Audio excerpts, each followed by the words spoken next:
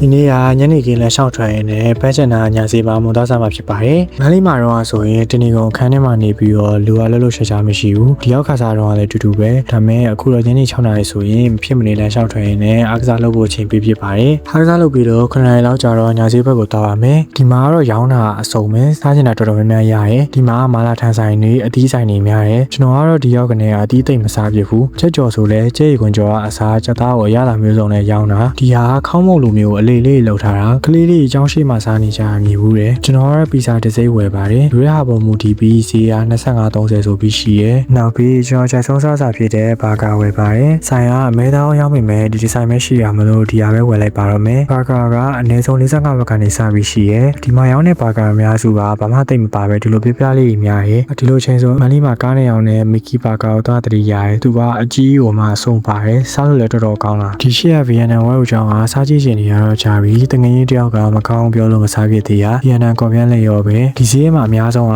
ဆူရှီဆိုင်တွေပဲရောင်စုံခင်းတာတော့အကုန်လုံးကစားခြင်းစရာလေးကျွန်တော်တော့ငငယ်တော့မြန်မာပြည်ကအသားသိမ့်မပါတဲ့ဆူရှီစားပြီးကနေထပ်ပြီးတော့မစားဖြစ်တော့ဘူးဖတ်ထုတ်ကြော်လေးကြိုက်လုံးလို့တွေ့တိုင်းဝယ်စားရဲဒါပေမဲ့တစ်ဆိုင်မှမကောင်းဖတ်ထုတ်တယ်မဟုတ်ဘူး sauce ကလည်းချိုချိုကြီးဆိုတော့ဘယ်လိုမှစားလို့အဆင်မပြေဘူးဒီမှာအသားကင်နေပစွန်တမ်ပူရာကျော်ရောင်းတဲ့ဆိုင်လည်းပေါ်ရဲဒါကကြအသီးကိုတကြားရေးစိန်ထားတာဟိုင်းမှုမင်းများလေးအုံလုံးနဲ့လှုပ်ထားဆိုတော့ချိုချိုဆင်းဆင်းနဲ့မုံလင်များလို့အမြဲတမ်းစားလို့အဆင်မပြေဘူးအချိုဝဲတွေအပြင်ဒီလိုအစင်းသင်စားတဲ့ပူတွေလည်းဝယ်စားကြတာတွေ့ရ။ဒီမော်ဒီဖြော်ရကတော့အမြဲဝယ်မတော့ဖြစ်ပေမဲ့ဈေးသက်သာပြီးရတာတော်တော်လေးမစိုးဘူးပြောရမယ်။ဒီအကင်ချောင်းတွေကိုအဆော့ချုံနဲ့တူစားတာအစားပိုင်းတော့ရတာတစ်မျိုးစမ်းပေမဲ့ကြာလာတော့ AB မစားချင်တော့ဒီပစုံနေရကြာအရတာမထည့်ဘဲနဲ့ပြုတ်ထားတာဆိုတော့အချိန်နဲ့မဟုတ်ပဲဒီတိုင်းစားကြည့်ရင်ဘာရလာမှတော့မရှိဘူး။ဒီဖက်ထုတ်ကိုအစားအပေါင်းထားရတဲ့တာဒီနေ့မှပြုတ်ထားမှန်းသိရ။ရတာတွေကတော့အကုန်လုံးခက်ဆင်ဆင်ပဲဒါပေမဲ့ဒီနေ့မှတတိထားမိတာဆယ်ဘက်တန်အကြီးတွေကနည်းနည်းညှိတယ်လို့တော့ခံစားရတယ်။နောက်တစ်ဆိုင်မှာဖက်ထုတ်ကိုထပ်ဝယ်ပါတယ်။ဒါကတော့ပေါင်းထားတာပါသူကတော့ဈေးက30 40 50ဆိုပြီးရှိတာကျွန်တော်မှထားတာ30ပို့ပါဒီမှာခုံလေးရှိပေမဲ့ထိုင်ဆရာမရှိတော့အိမ်ပြန်စားရတော့မယ်စားကျင်တဲ့ပေါ့စီဆိုင်ကတော့ဖွင့်တော့ဒီဟာလေးပဲဝယ်ပေးရပါတယ်ဖိုက်ဝမယ်တော့မထင်ဘူး